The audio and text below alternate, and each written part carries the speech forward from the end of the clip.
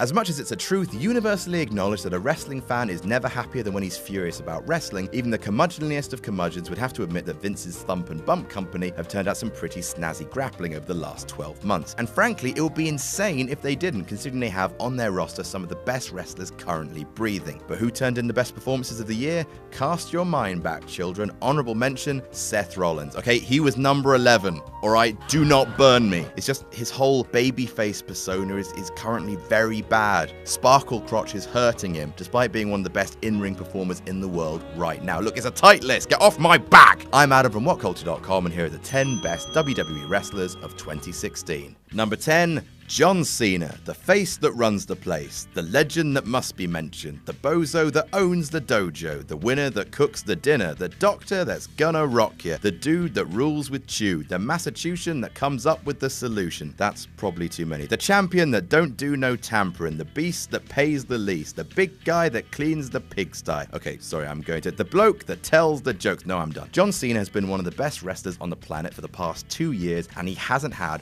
one bad pay-per-view match this year. However, the fact he's only wrestled 4 of them this year has had to dock him a few points. It's a strict list. I'm a strict man. Number 9, Chris Jericho. If this was a list of the funniest wrestlers of the year, it's hard to imagine anyone other than the skeezy moustache dad taking it. Now, from an in-ring perspective, Jericho has definitely slowed down a lot in the last few years. He's still absolutely incredible for a man who's 46, but noticeably sluggish when compared to the new generation. However, Chris Jericho is, no exaggeration, one of the savviest wrestling minds of all time, and has compensated for this slowdown by ramping up his character work. Being a great wrestler isn't just doing moves, it's the full package of doing everything you can to keep the audience engaged, and from the facial hair, to the scarves, to the stupid idiots, it's Gifts of Jericho, quiets to the list. Jericho is more relevant now than ever, so much so that he doesn't have to work as hard in-ring to make his mark as one of the best wrestlers of 2016. Number 8, Kevin Owens. Agreed, that seems awfully low for the longest reigning Universal Hamster of all time, but while Kevin Owens has been putting on stellar matches all year, there's been something slightly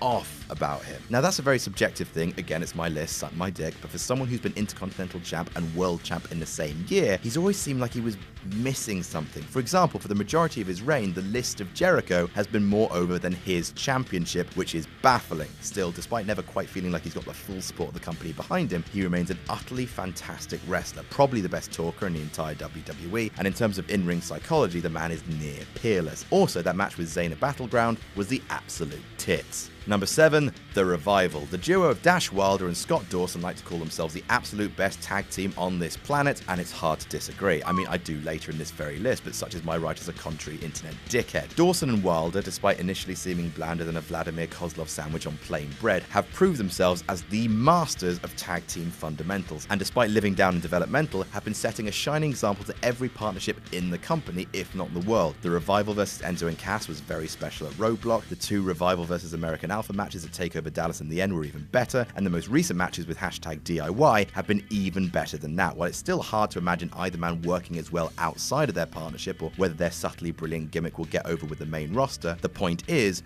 right now NXT Tag Wrestling is on fire, and the Revival are at the forefront of that movement. Number 6, The Miz. When you talk about there being more to a wrestler than a crowd-popping moveset, absolutely no one exemplified that more this year than The Miz. I mean, hot damn, since the brand split, he's been near untouchable as the top male heel, not just in WWE, but perhaps in wrestling right now, utilizing every single tool at his disposal to remain an entertaining dick. He's got one of the best managers going in Maurice. He's got his smarmy persona down to a T, which I appreciate. The dude gave Dean Ambrose a participation award on SmackDown. He's the goddamn best. And when Vince and co talk about grabbing the brass ring, maximizing your minutes, forcing people to notice you, you could argue that Miz did that better than anyone this year with his astonishingly good promos with Daniel Bryan on Talking Smack. Hard as it was to see this coming, The Miz is one of the best in the business right now. Number 5, Sami Zayn. The best seller in WWE right now, I said it. Sami Zayn has been tipped to take Daniel Bryan's crown of ultimate likable underdog for so long now that it seems a cliche to say it, but all the facts are there. He's an indie darling with a kind, relatable persona and a faultless wrestling intellect. It's not the moves that make Sami Zayn great, although he's got moves for